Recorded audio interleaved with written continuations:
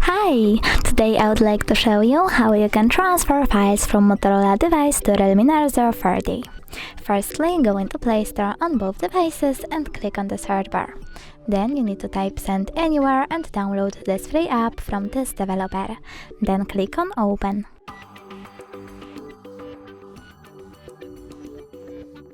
Now you need to click on I accept, confirm, continue and allow on both your devices. When you're done, select Send on Motorola and Receive on Realme. Then click on all of those kind of dots and choose Send. This way you will send all of those files. It will take a long while though, so I will go with this one photo, just send and click Got it. From here we have two ways to connect. We can input this key over here and choose Receive or Scan QR code.